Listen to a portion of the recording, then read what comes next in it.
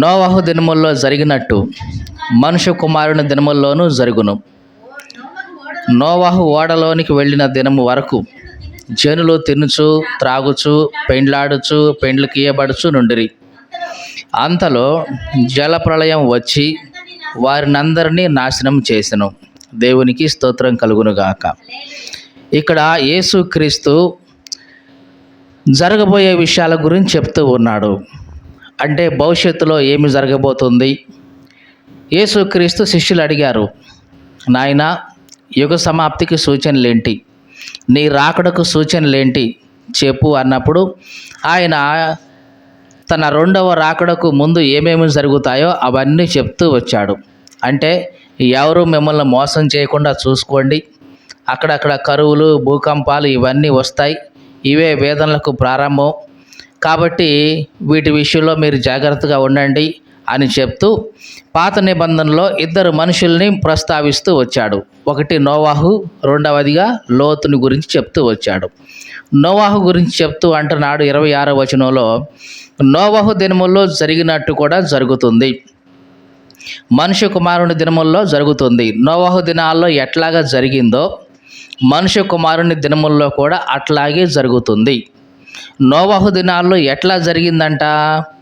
నోవాహు ఓడలోనికి వెళ్ళే దినము వరకు జనులందరూ కూడా తినుచు త్రాగుచు పెళ్ళాడుచు పెళ్ళికి ఇయ్యబడుతూ ఉంటూ ఉన్నారు. అంటే ఈలోక సంబంధమైన కార్యకలాపాల్లో మునిగి తేలుతున్నారు ఒక మాటలో చెప్పాలంటే. అంతలో జలప్రళయం వచ్చింది, వారినందరినీ నాశనం చేసింది. ఇట్లాగే మనుష్య కుమారుని యొక్క దినముల్లో కూడా ఉంటుంది. యేసుక్రీస్తు ఏవైతే చెప్పాడో అది అక్షరాలా కూడా ఈ దినాల్లో నెరవేరుతూ ఉంది. నోవహు దినాల్లాగానే ఈ దినాల్లో కూడా ఓడ అనేది సిద్ధపరచబడుతూ ఉంది.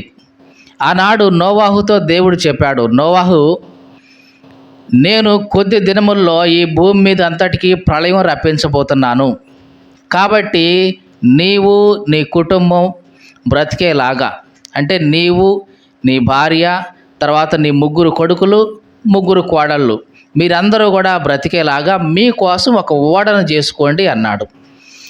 నోవాహు ఓడను చేయడం ప్రారంభించాడు. దాదాపుగా 120 సంవత్సరాలు నోవాహు దాన్ని సిద్ధం చేస్తూనే ఉన్నాడు.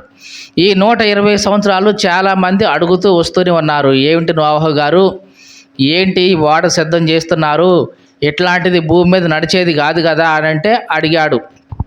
చాలామంది అడిగినప్పుడు అన్నారు నోవాహు, అవునండి, ఇది భూమి మీద చక్రాలతో నడిచేది కాదు, ఈ భూమి మీదకి జలప్రళయం వస్తుంది, అందరూ మారు మనసు పొందాలి, ఈ జలప్రళయం వచ్చిన తర్వాత ఈ ప్రపంచమంతా కూడా నాశనం అయిపోద్ది, కొట్టుకొని పోద్ది, కాబట్టి దేవుడు ఈ ఓడని సిద్ధం చేయమన్నాడు, కాబట్టి ఎవరైతే దేవుని నమ్మి ఈ ఓడలోనికి వస్తారో వాళ్ళు బ్రతుకుతారు, లేకపోతే జలప్రళయం వచ్చేస్తుంది, అందరినీ నాశనం చేస్తుంది అని ప్రతి ఒక్కళ్ళకి ఎవరైతే తనను అడిగారో వచ్చిన ప్రతి ఒక్కళ్ళకి నోవాహు ఈ విధంగా సువార్త చెప్తూనే ఉన్నాడు. జరగబోయే విషయాలు, దేవుడు ఏ మాట చెప్పాడో ఆ విషయాలు ఇవన్నీ చెప్తూనే వచ్చేశాడు. దాదాపుగా 120 సంవత్సరాలు నోవాహు ఇట్లాగా వాళ్ళకి సువార్త చేస్తూనే ఉన్నాడు. 120 సంవత్సరాలు గడిచిపోయింది. అయినా సరే ఏ ఒక్కరూ కూడా నోవాహు చెప్పిన మాటల మీద లక్ష్యం ఉంచలేదు, నమ్మలేదు. చివరికి ఒకానొక సమయం వచ్చింది. అప్పుడు దేవుడు అన్నాడు, నోవాహు, ఇక నీవు నీ కుటుంబం ఓడలోనికి ప్రవేశించండి. ఓడను కూడా 3 అంతస్తులుగా కట్టాడు. ఒక అంతస్తులేమో వీళ్ళు కుటుంబం, ఇంకొక మిగిలిన 2 అంతస్తుల్లోనేమో ఈ భూమి మీద ఉన్న సకలమైన జంతుజాలాలు, పక్షులు, కీటకాలు ఇవన్నీ కూడా ఆ అంతస్తులో ఉండేలాగా. ఒక కిటికీ మాత్రం పైన చేసి పెట్టాడు. దేవుడు ఎట్లాగైతే చెప్పాడో అట్లాగా నోవాహు ఓడను సిద్ధం చేశాడు. సిద్ధం చేసిన తర్వాత వీళ్ళు ఓడలోనికి వెళ్ళారు. ఇక ఓడలోనికి వెళ్ళిన తర్వాత మళ్ళీ నోవాహు దయదలిచి ఒకవేళ తలుపు తీస్తాడేమో అని దేవుడే ఆ ఓడ కిటికీని తలుపుని మూసేశాడు. అంటే బయట నుండి, ఇక బయట నుండి ఎవరు ఓపెన్ చేయడానికి లేదు, ఎందుకంటే దేవుడే క్లోజ్ చేశాడు. ఇక వర్షం ప్రారంభమైంది. అప్పుడు దాకా నోవాహు గురించి ఎగతాళి చేసిన వాళ్ళు ఇప్పుడు నోవాహు మాటలు నిజమేనేమో అనుకునేలాగా వర్షం ప్రారంభమైంది. దేవుని వాక్యంలో ఏముందంటే, దేవుడు ఆకాశం యొక్క తూములను విప్పాడు, కింద నుంచి అగాధం యొక్క తూములను కూడా విప్పాడంట. రెండు రకాలుగా ఇప్పుడు భూమి మీదకి వర్షం వస్తుంది. ఆకాశపు తూములు విప్పబడ్డాయి, అగాధ జలములు కూడా పైకి వస్తూ ఉన్నాయి. కింద నుంచి నీళ్ళు వస్తూ ఉన్నాయి, పైనుంచి నీళ్ళు వస్తూ ఉన్నాయి. ఈ భూమి మీదకి చిన్నగా ఆ ఓడ తేలుతూ ఉంది. అప్పుడు అర్థమైంది చాలామందికి, ముందు ఇళ్ళు మునిగాయి, ముందు మనుషులు గుంటలు ఇవన్నీ మునిగాయి, చేలు మునిగాయి, తర్వాత ఇంటి గడపలు మునిగాయి. ఇవన్నీ మునుగుతూ ఉన్నప్పుడు అప్పుడు అర్థమయ్యి చిన్నగా ఒక్కొక్కళ్ళు ఓడలోనికి రావడానికి కేకలు వేస్తూ అడిగారు ఉంటారు, నోవాహు గారు మేము వచ్చామండి, ఇప్పుడు దాకా మీ మాటలు నమ్మలేదు, ఇప్పుడు మాకు అర్థమవుతుందండి, మా ఇళ్ళన్నీ మునిగిపోతా ఉన్నాయి, మేము కూడా దయచేసి ఓడలోకి వస్తామండి, దయచేసి తలుపు తీయండి అని అడిగే ఉంటారు. కానీ తీయటానికి ఏముంది, ఇప్పుడు నోవాహు చేతుల్లో ఏమీ లేదు. ఎందుకంటే నోవాహు లోపల గడి పెట్టుకొని ఉంటే పాపం అని చెప్పేసి గడి తీసి లోపలికి రానిచ్చేవాడు. కానీ దేవుడే ఆ తలుపు వేసేసాడు, దేవుడే గడేసేసాడు, తాళం వేసేసాడు. ఇక దేవుడు ఓపెన్ చేస్తే తప్ప ఇక లోపలికి వెళ్ళడానికి అవకాశమే లేదు. మరి దేవుడు మరికి ఆ మాత్రం కరుణ లేదండి దేవుడికి. కనీసం ఆ చివరి క్షణమైనా సరే వీళ్ళు మారు మనసు పొంది ఓడలోనికి వస్తారులా, అప్పుడైనా కనీసం ఆ తలుపు తీస్తే వాళ్ళు రక్షించబడే వాళ్ళు కదా అని మనం అనుకుంటాం. కానీ దేవుడు వాళ్ళకి 120 సంవత్సరాలు అవకాశం ఇచ్చాడు మనసు మార్చుకోవడానికి, ఆలోచన మార్చుకోవడానికి 120 సంవత్సరాలు అవకాశం ఇచ్చాడు. అయినా సరే వాళ్ళు మనసు మార్చుకోలేదు, మారు మనసు పొందలేదు. కాబట్టి దేవుడు వాళ్ళను అట్లాగా వదిలివేశాడు. ఈ మాటలు వింటున్న ప్రియ సహోదరి సహోదరుడా, దేవుడు నీకు ఎన్ని సంవత్సరాల ఆయుష్ ఇచ్చాడో, కానీ మారు మనసు పొందావా? నువ్వు మనసు మార్చుకున్నావా? ఉదాహరణకి నీకు ఒక 20 సంవత్సరాల వయసు ఉంటే గనక దేవుడు నీకు 20 సంవత్సరాలుగా సమయం ఇచ్చాడు మారు మనసు పొందడానికి, నీ మనసు మార్చుకోవడానికి, పాప జీవితం నుంచి మరలడానికి, ఆయన సంఘంలోకి అంటే ఆ ఓడలోనికి ప్రవేశించడానికి. నోవాహు సిద్ధం చేసిన ఆ ఓడ ఈ దినాల్లో చెప్పబడుతూ ఉన్న సంఘానికి సాదృశ్యంగా ఉంది. ఆనాడు నోవాహు ఓడలోనికి వెళ్ళిన వారు ఏ విధంగానైతే దేవుని యొక్క కాపుదల రక్షణ అనుభవిస్తూ వచ్చారో, అలాగే ఈ దినం ఎవరైతే దేవుని యొక్క సంఘంలోనికి ప్రవేశిస్తారో వాళ్ళు కూడా దేవుని యొక్క కాపుదల, దేవుని యొక్క రక్షణ అనుభవిస్తూ ఉంటారు. ఆనాడు నోవాహు ఓడలోనికి వెళ్ళిన వారు ఎలాగైతే జల ప్రళయం నుంచి రక్షించబడ్డారో, ఈ దినాల్లో కూడా దేవుని సంఘంలోనికి వచ్చిన వాళ్ళు రాబోయే అగ్ని ప్రళయం నుండి, ఏమంటున్నాం, రాబోయే అగ్ని ప్రళయం. ఒకప్పుడు జల ప్రళయం వచ్చింది ఈ భూమి అంతటి మీదకి, ఈ భూమిని సర్వ భూప్రపంచాన్ని నాశనం చేసింది. కానీ ఈసారి జల ప్రళయం రాదు, మరి ఏమొస్తుంది? అగ్ని ప్రళయం వస్తుంది అని ఎట్లా చెప్తున్నారండి? దేవుని వాక్యమే మనకు అది చెప్తుంది. 2వ పేతురు పత్రిక 3వ అధ్యాయం 10వ వచనం నుండి, అయితే ప్రభువు దినము దొంగ వచ్చినట్టు వచ్చును, ఆ దినమున అంటే ప్రభువు వచ్చే ఆ దినమున ఆకాశములు మహాధ్వనితో గతించిపోవును, పంచభూతములు మిక్కటమైన వేండ్రముతో లయమైపోవును. దేవుని యొక్క దినపు రాకడ అనేది వస్తుంది. అంటే రెండవ రాకడ అనేది మరలా జరుగుతూ ఉంది. ఆ దినం వచ్చినప్పుడు ఏం జరుగుతుంది? ఈ భూమి మీదకి ప్రళయం వస్తుంది. ప్రళయం అంటే నోవాహు దినాల్లో జరిగినట్లుగా జల ప్రళయం కాదు.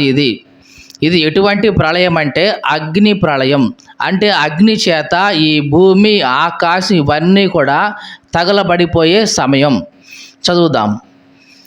అయితే ప్రభు దినము దొంగ వచ్చినట్టు వచ్చును, ఆ దినమున ఆకాశములు మహాధ్వనితో గతించిపోవును, పంచభూతములు మిక్కటమైన వేండ్రముతో లయమైపోవును, భూమియు దాని మీద ఉన్న కృత్యములను కాలిపోవును.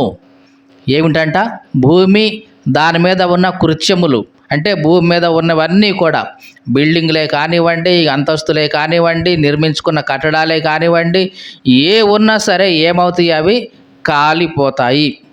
ఇంకా ఇవన్నీ ఇట్లు లయమైపోవునవి గనుక ఆకాశములు రగులుకొని లయమైపోవునట్టు పంచభూతములు మహావేంద్రముతో కరిగిపోవునట్టు దేవుని దినపు రాకడ కొరకు కనిపెట్టుచు దాన్ని ఆశతో అపేక్షించుచు మీరు పరిశుద్ధమైన ప్రవర్తనతోనూ భక్తితోనూ ఎంతో జాగ్రత్త గలవారై ఉండవలెనని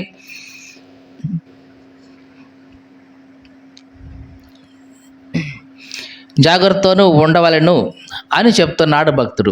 ఇక ఏమంటున్నాడు చివరిగా దాంట్లో అక్కడ వచనంలో రాయబడిన మాట ఇట్లాగా ఈ రకంగా ఎట్లా అంటున్నాడు, ఆకాశములు రగులుకొని లయమైపోతాయి, పంచభూతములు కూడా మహావేంద్రంతో కరిగిపోతూ ఉంటాయి.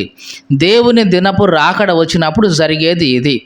ఆకాశములు ఏమైతే రగులుకొని కాలిపోతూ ఉంటాయి, పంచభూతములు కూడా మిక్కటమైన వేంద్రంతో కరిగిపోతూ ఉంటాయి. కరిగిపోవడం అంటే అగ్నికి గనక మైనం కరిగినట్లుగా ఈ పంచభూతాలన్నీ కూడా కరిగిపోతాయి.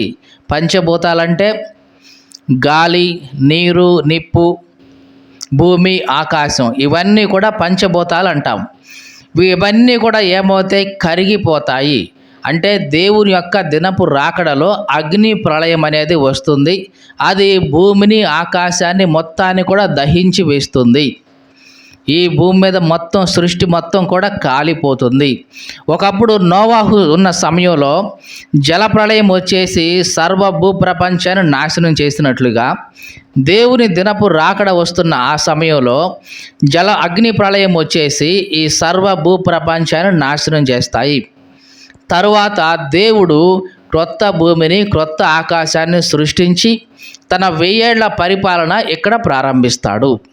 ఈ మాటలు వింటున్న ప్రియ సహోదరి సహోదరుడా, మరి ఆ అగ్ని ప్రళయం నుంచి రక్షించబడాలి అంటే, తప్పించబడాలి అంటే ఆనాడు ప్రజలకు ఏ విధంగానైతే నోవాహు ద్వారా సువార్త ప్రకటించాడో దేవుడు, ఈనాడు కూడా దేవుని సేవకుల ద్వారా, సువార్థికుల ద్వారా దేవుడు నీకు తన మాటలు వినిపిస్తూ ఉన్నాడు. రండి, ఓడలోనికి రండి, రక్షించబడండి, అగ్ని నుంచి రక్షించబడండి, నరకం నుంచి తప్పించబడండి, పరలోకాన్ని చేరండి అని పిలుపునిస్తా ఉన్నాడు దేవుడు. ఆనాడు నోవాహు పిలుపు విని ఎంతమంది ఓడలోనికి వచ్చారో వాళ్ళందరూ కూడా రక్షించబడ్డారు. నిజానికి రక్షించబడింది ఎంతమంది ఆ దినం అంటే 8 మంది మాత్రమే. ఎవరెవరు వాళ్ళు అంటే నోవాహు భార్య, నోవాహు 3 కొడుకులు, 3 కోడళ్ళు, మొత్తం 8 మంది రక్షించబడ్డారు ఆ జల ప్రళయం నుంచి. ఎందుకంటే వాళ్ళు నోవాహు యొక్క మాటలు నమ్మారు, ఓడలోనికి ప్రవేశించారు. మరి ప్రవేశించని వారి సంగతి ఏమిటి? వాళ్ళు నమ్మలేదు, ప్రవేశించలేదు. కాబట్టి దానికి తగిన ఫలితం ఏమిటి? ఆ జల ప్రళయంలో వాళ్ళు కొట్టుకొని పోయారు. ఈ మాటలు వింటున్న ప్రియ సహోదరి సహోదరుడా, నోవాహు ఓడలాగా దేవుడు తన సంఘాన్ని భూమి మీద పెట్టాడు. ఎవరైతే దేవుని యొక్క మాటలు నమ్మి విశ్వసించి ఆ ఓడలోనికి ప్రవేశిస్తారో, అంటే సంఘంలోనికి ప్రవేశిస్తారో, వాళ్లకు దేవుని యొక్క కాపుదల ఉంటుంది, రక్షణ ఉంటుంది. వాళ్ళు అగ్ని ప్రళయం నుంచి, అంటే రాబోయే నరకాగ్ని నుంచి తప్పించబడతారు, పరలోకం చేరుకుంటారు. మరి ఎవరైతే విశ్వసించక ఓడలోనికి రాకుండా, సంఘంలోనికి రాకుండా ఇంకా బయటే ఉంటూ వాళ్ళ పనుల్లో వాళ్ళు బిజీ అవుతూ ఉన్నారో, అట్లాంటి వాళ్ళందరూ కూడా ఆ దినం ఏం చేశారు? జల ప్రళయంలో కొట్టుకొని పోయారు. ఇంతకీ వాళ్ళు ఏ పనిలో బిజీగా ఉన్నారు? మనం చదువుకున్న మాటలో చూస్తే జల ప్రళయం వచ్చి వాళ్ళను కొట్టుకొని పోయేంతవరకు వాళ్ళు బిజీలో ఉన్నారు. ఏంటి ఆ బిజీ అంటే? తినటం, తాగటం, పెళ్లి చేసుకోవటం, పెళ్ళికిచ్చుకోవటం, ఇవే ఇక వాళ్ళ జీవితాల్లో బిజీ లైఫ్ అయిపోయింది. ఈ దినాల్లో కూడా మనుషులకి బిజీ ఎక్కడంటే ఇదే. ఏమి తినాలి అని వెతుకుతూ ఉంటాం, ఏమి త్రాగాలి అని వెతుకుతూ ఉంటాం, పెళ్ళిళ్ళ కోసం వెతుకుతూ ఉంటాం, పెళ్ళి చేసుకోవడానికి వెతుకుతూ ఉంటాం. ఈ లోక సంబంధమైన వాటి కొరకే పరుగులెత్తి చివరికి వాళ్ళు జల ప్రళయంలో పడి అట్లాగే నశించిపోయారు. ఈ దినాల్లో కూడా అనేకులు ఇట్లాగే ఉన్నారండి. దేవుని గురించిన జ్ఞానం లేదు, దేవుని గురించిన అవగాహన లేదు. సువార్త ప్రకటించబడుతున్నా సరే, వాక్యం వినిపించబడుతున్నా సరే, దేవుని సన్నిధికి వచ్చే మనసు చాలామందికి లేదు. మరి ఇట్లాంటి వాళ్ళ పరిస్థితి ఏమిటి, వాళ్ళ చివరి అంతం ఎట్లా ఉంటుందంటే, ఇదిగో వీళ్ళు ఏ రకంగానైతే నశించిపోయారో జలప్రళయంలో. ఈ మాటలు వింటున్న ప్రియ సహోదరి సహోదరుడా, జాగ్రత్త. ఒకవేళ నీ పరిస్థితి కూడా ఎట్లా ఉంటుందేమో. దేవుని సన్నిధికి రాకుండా, దేవుని యొక్క సంఘంలో ప్రవేశించకుండా, ఆయన కాపుదలలోకి రాకుండా నీ జీవితం ఇదే అని ఒకవేళ నడుస్తూ ఉన్నావేమో.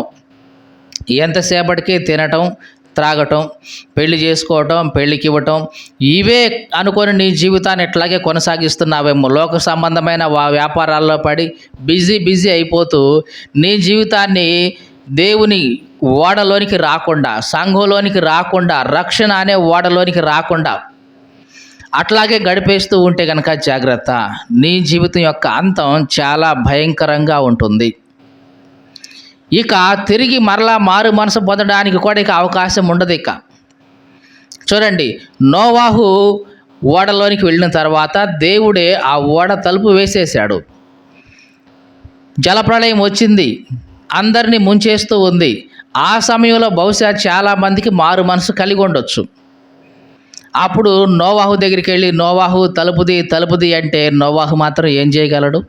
సమయం అయిపోయింది, ఇక అప్పటికి మీకు ఇచ్చిన సమయం అయిపోయింది, ఇక అవకాశం లేదు. యేసుక్రీస్తు కూడా ఇదే అంటాడు, నీ సమయం అయిపోయింది. భూమి మీద ఉన్నంత కాలమే నీకు ఇచ్చిన సమయం.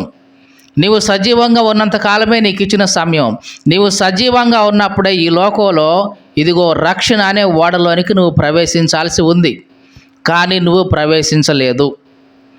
నువ్వు చనిపోయిన తర్వాత నరకాగ్నిలో పడి ఆ బాధను తట్టుకోలేక నాయనా ప్రభువా అని కేకలు వేసినా సరే దేవుడు దానికి ఏ మాత్రం కూడా స్పందించడు. చివరికి ఏమంటాడంటే, నా కుమారుడా, భూమి మీద నీకు ఇష్టమైనట్లుగా నువ్వు జీవించావు, ఇప్పుడు నువ్వు తప్పనిసరిగా దీన్ని అనుభవించాల్సిందే అంటాడు. మనకు బాగా తెలుసు లాజరు ధనవంతుడి యొక్క ఉపమానం.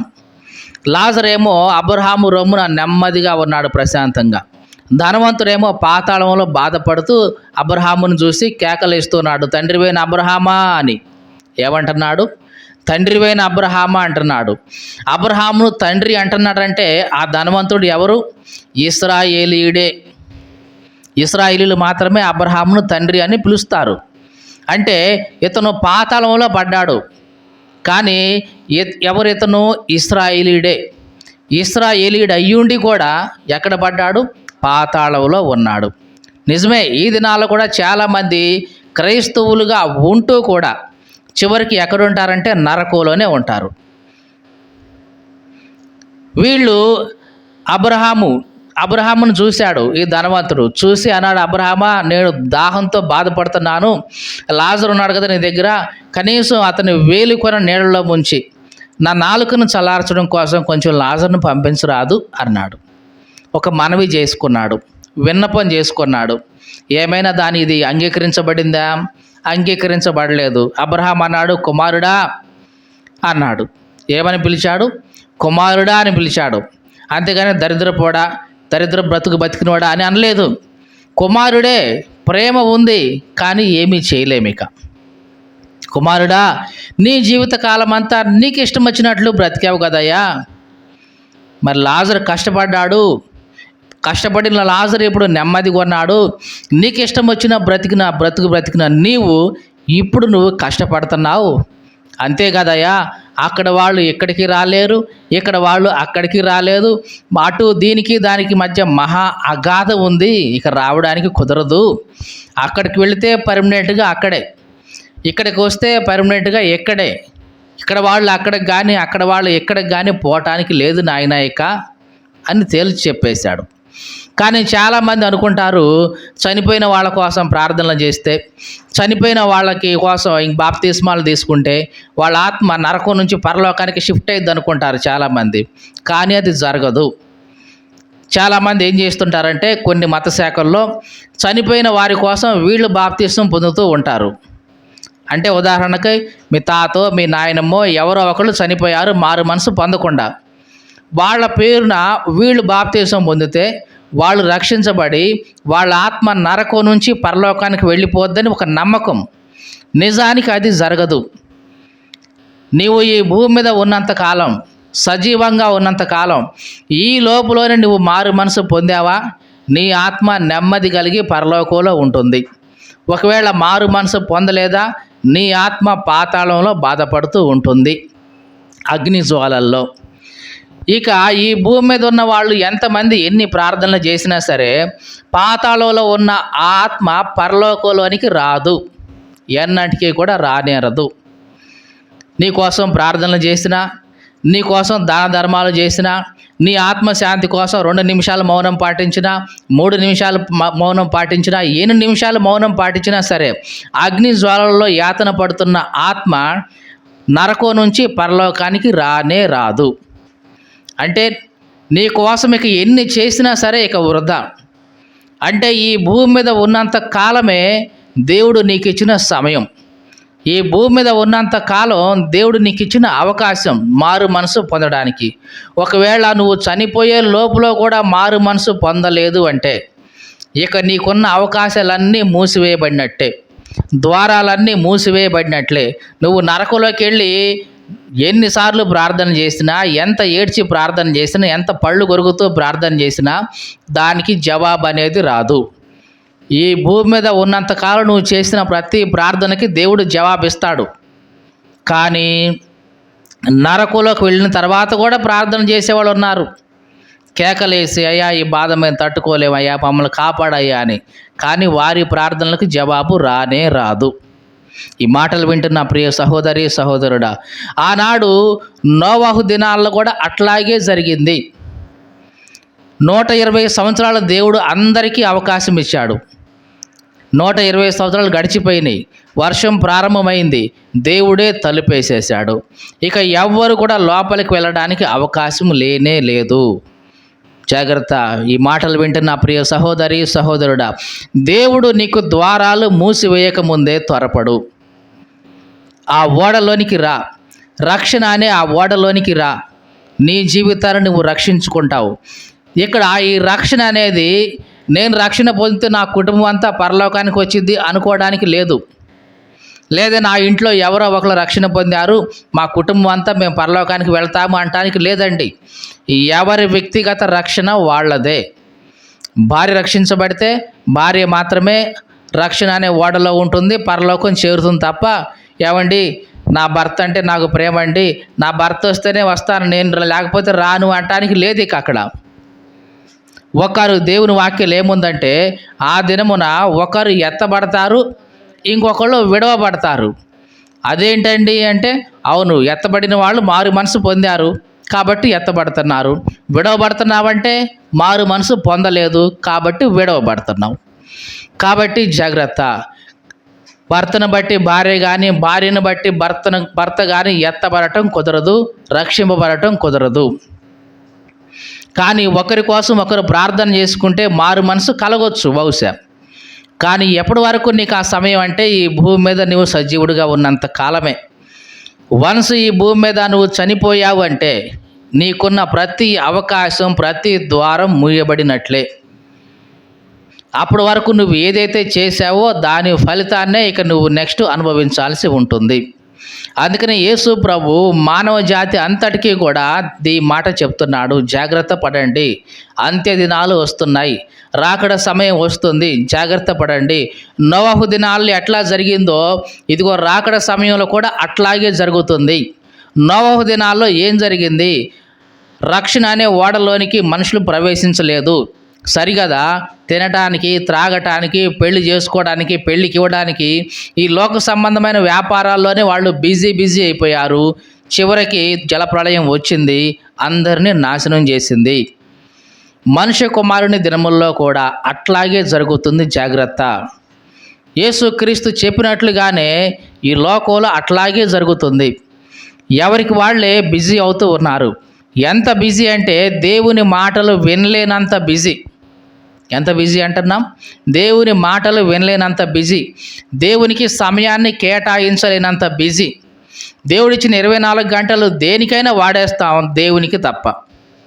నీకు అర్థమైందండి ఈ మాట?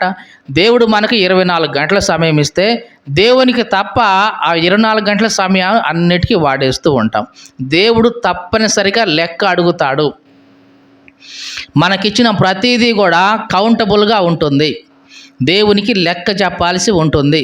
మనం వేసే ప్రతి అడుగు, మనం ఉపయోగిస్తున్న ప్రతి రూపాయి దేవునికి మనం లెక్కప్ప చెప్పాలి. ఇదన్నీ కూడా దేవుడు మన చేతికి ఇచ్చినవే. ఈ దేహం కానీ, ఆరోగ్యం కానీ, దేవుడు మనకిచ్చిన డబ్బు కానీ, దేవుడు మనకిచ్చిన భార్య, బిడ్డలు, వీళ్ళన్నీ కూడా దేవుడు మనకిచ్చినవే తప్ప నీ సొంతగా నువ్వు సంపాదించుకుంది ఏమీ లేదు. అదేంటండి నేనే కదా సంపాదించుకుంది అంటావేమో. అలా సంపాదించుకోవడానికి దాని వెనకాల ఆరోగ్యం ఇచ్చింది దేవుడే, తెలివినిచ్చింది దేవుడే, శక్తినిచ్చింది కూడా దేవుడే. కాబట్టి దేవుని ద్వారా తప్ప నీ సొంతగా నువ్వు ఏది ఈ భూమి మీద సాధించలేదు, సంపాదించలేవు. దేవుడు తప్పనిసరిగా లెక్క అడుగుతాడు. ఇదిగో నీకు ఎంత ఇచ్చాను, ఇంత ఆయుష్కాలం ఇచ్చాను, ఇంత జీవితకాలం ఇచ్చాను, నా కోసం ఎంత వాడావు లెక్క చెప్పు అంటాడు. అప్పుడు నువ్వు చెప్పడానికి ఏమి ఉండదు. చివరికి నోరు మూసుకొని సైలెంట్గా ఉండడమే. అలా ఎప్పుడైతే నువ్వు సైలెంట్గా ఉన్నావో దేవుడు ఒకటే మాట్లాడాడు, వీడి కాళ్ళు చేతులు కట్టి చీకట్లో పడేయండి, అక్కడ ఏడుపు పండ్లు కొరగటం ఉంటాయి అంటాడు. ఇది ఎక్కడ మనం చూస్తామంటే ఒక పెండ్లి విందు జరుగుతుందంట. నేను ముగిస్తాను ఇక ఇది చెప్పి. ఒక పెండ్లి విందు జరుగుతుంది. ముందు రాజు అందరికీ కూడా ఆహ్వానం పంపాడు. కానీ ఆహ్వానం అందుకున్న వాళ్ళు రాలా, సాకులు చెప్పారు. ఈ సేవకులు చెప్పారు, అయ్యా మీరు ఆహ్వానం ఇచ్చిన వాళ్ళు రావడానికి ఇష్టపడలేదు, వేరు వేరు కారణాలు వాళ్ళు చెప్తున్నారు. ఒకళ్ళేమో పొలానికి పోదామంటున్నారు, ఇంకొకళ్ళేమో నేను భార్యని పెళ్లి చేసుకున్నాను నేను రానంటున్నారు, ఇంకొకళ్ళేమో నేను జత ఎడ్లు కొన్నాను వాటిని చూడాలంటున్నారు. ఇట్లా వేరు వేరు కారణాలు చెప్పారయ్యా, రాలేదు అంటే అవునా, ఓ పని చెయ్యి, నా విందు రెడీగా ఉంది, కానీ నువ్వు వెళ్ళి ఏం చేస్తావంటే కంచెల్లోకి వెళ్ళిపో, దారిలోకి వెళ్ళిపో, వీధుల్లోకి వెళ్ళిపో, ఎక్కడ ఎవరు కనపడితే వాళ్ళని తీసుకొచ్చేసే విందుకు అన్నాడు. అంతకుముందు ఈ ఆహ్వానం ఎవరికి? ఎన్నిక చేయబడిన వారికే, సెలెక్టెడ్ మాత్రమే. కానీ ఇప్పుడు అందరికీ కూడా వచ్చింది ఈ ఆహ్వానం. అవును, దేవుని యొక్క రాజ్యంలోనికి ఒకప్పుడు ఆహ్వానం ఎవరికి ఉందంటే కేవలం ఎన్నిక చేయబడిన జనాంగానికి మాత్రమే ఉంది, అంటే ఇశ్రాయేలుకు మాత్రమే ఉంది. కానీ ఎప్పుడైతే వాళ్ళు దాన్ని తృణీకరించారో, ఏదో ఒక వంక పెట్టి తృణీకరించారో, ఈ రక్షణ అన్ని జనులందరికీ వచ్చేసింది. అందరూ కూడా ఇప్పుడు దేవుని యొక్క విందులో పాలు పొందడానికి అర్హత కలిగిన వాళ్ళు. అందరూ కూడా విందులోకి వచ్చేస్తున్నారు, భోజనం చేస్తున్నారు. రాజు లోపలికి వచ్చారు చూడడానికి, ఎంతమంది ఉన్నారు, ఎట్లా విందు చేస్తున్నారు ఏంటి అని. తీరా చూస్తే ఒకడు కనపడ్డాడు. ఎట్లా కనపడ్డాడంటే పెళ్లి వస్త్రం లేకుండానే కనపడ్డాడు. ఎట్లా కనపడ్డాడు? పెళ్లి వస్త్రం లేకుండానే కనపడ్డాడు. రాజు అడిగాడు, అబ్బాయి పెళ్లి వస్త్రం ఏది నీకు? పెళ్లి వస్త్రం లేకుండా ఎట్లా వచ్చావు విందుశాలలోకి నువ్వు అని అడిగితే వాడు ఏమీ చెప్పకుండా మౌనంగా ఉన్నాడంట. దేవుని వాక్యంలో ఉన్నమాట. రాజు కోపగించుకొని వాడి కాళ్ళు చేతులు కట్టి ముందు చీకట్లో పడేయండి అయ్యా అని చెప్పేశాడు. ఇప్పుడు మనకి ప్రశ్న వస్తుంది, ఏమండి పిలిచింది ఎవరిని? బేదల్ని, అంగహీనుల్ని, వీధుల్లో ఎవరున్నా సరే భిక్షగాళ్ళని అందరినీ కూడా తోడుకొని వచ్చేయమన్నాడు కదా. అందరికీ పెళ్లి వస్త్రాలు ఎక్కడి నుంచి వస్తాయండి? కొనుక్కోగలిగిన వాళ్ళు కొనుక్కొని వస్తారు, లేని వాళ్ళు ఆమంత్రం వస్తారు, కానీ పెళ్లి వస్త్రాలు అందరికీ ఎక్కడుంటాయండి అని మనం అనుకుంటాం. కానీ ఇక్కడ రాజు జరిగే విందులో ఏం జరిగేదంటే అక్కడికి రాగానే ద్వారం దగ్గర ఒకళ్ళు తప్పనిసరిగా ఉంటారు. ఉండి వచ్చిన వాళ్ళందరికీ కూడా పెళ్లి వస్త్రాలు ఇస్తారు వాళ్ళే. మీకు అర్థమైందా ఈ మాట? ఆ ద్వారపాలకుడే వచ్చిన వాళ్ళందరికీ కూడా ముందు పెళ్లి వస్త్రాలు ఇస్తాడు. అవి ధరించుకొని వాళ్ళు లోపలికి వెళ్ళాలి విందుశాలలోకి. అది రాజుకు తగినట్లుగా ఉంటుంది. కానీ ఈ వ్యక్తి విందుశాలలోకి వెళ్ళాడు. ఎట్లా వెళ్ళాడు? పెళ్లి వస్త్రం లేకుండానే వెళ్ళిపోయాడు. ఎట్లా పోయాడు? ద్వారం గుండా వెళితే పెళ్లి వస్త్రం తీసుకునే కదా వెళ్తాడు, ధరించుకుంటాడు కదా. కానీ పెళ్లి వస్త్రం లేకుండా ఉన్నాడంటే ఇతను ద్వారం గుండా రాలేదు, ఎక్కడి నుంచో దొంగతనంగా ప్రవేశించాడు.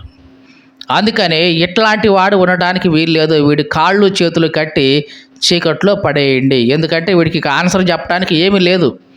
ఎట్లా వచ్చావు నువ్వు అని అడిగితే వాడు ఏమీ మాట్లాడకుండా మౌనంగా ఉన్నాడు. ఈ మాటలు వింటున్న ప్రియ సహోదరి సహోదరుడా, దేవుని సన్నిధికి వచ్చినప్పుడు, దేవుడు నిన్ను అడిగినప్పుడు నువ్వు ఏమీ మాట్లాడకుండా మౌనంగా ఉన్నావా? అంటే నీకు జవాబు చెప్పడానికి ఇక ఏమీ లేదా, తప్పనిసరిగా నీ కాళ్ళు చేతులు కట్టివేయబడి నరకంలో పడవేయబడతావు, జాగ్రత్త. అందుకని యేసుక్రీస్తు ఇవన్నీ జరగక పూర్వమే మనల్ని హెచ్చరిస్తున్నాడు, జాగ్రత్త. నోవాహు దినాల్లో జరిగినట్లు జరుగుతుంది, జాగ్రత్త. బిజీగా ఉండొద్దు, లోక సంబంధమైన వ్యాపారాల్లో పడి దేవునికి సమయం కేటాయించండి. రక్షణ అనే ఓడలోనికి రండి, మీరు మీ కుటుంబాలు కూడా రక్షించబడతాయి అని యేసుక్రీస్తు ముందుగానే మనల్ని హెచ్చరిక చేస్తున్నాడు.